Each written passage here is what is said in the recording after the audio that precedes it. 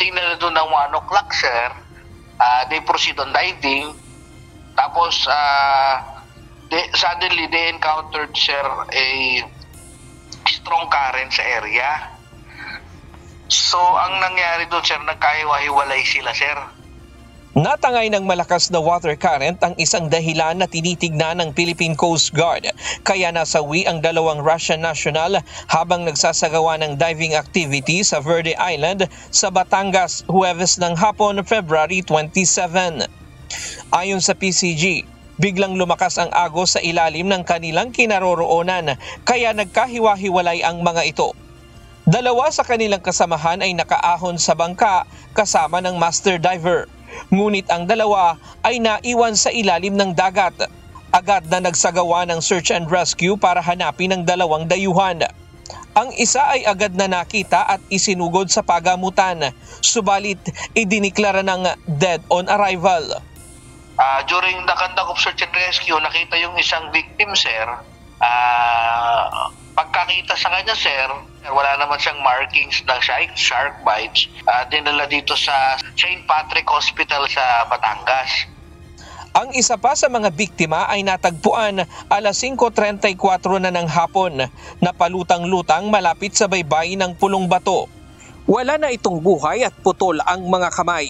Hinihinalang inatake ito ng mga pating dahil maraming pating sa paligid kung saan ito nakita.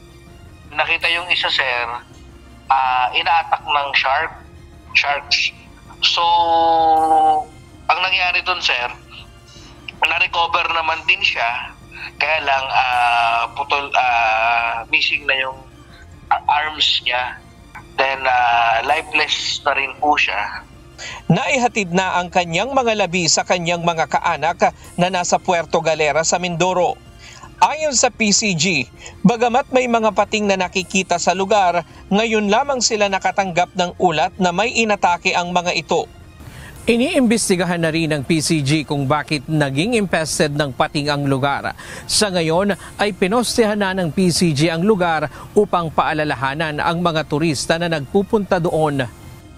Ang paalala ko lang po, may mga tropa naman po tayo sa area na, at saka mga LGU na nandyan. Makinig lang po muna tayo sa kanilang mga advisories. Kasi sila po yung nakakalam ng situation sa area.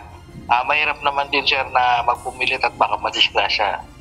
Dahil sa insidente, pinag-iingat ng PCG ang mga divers at diving operators at pinayuhang sundin ang protocol na ipinatutupad lalo na sa mga bahaging malakas ang current at may active marine life. Samantala, sinuspindi na ng Puerto Galera Diving Association ang lahat ng diving activities sa lugar, kasunod ng pagkasawi ng dalawang Russian divers.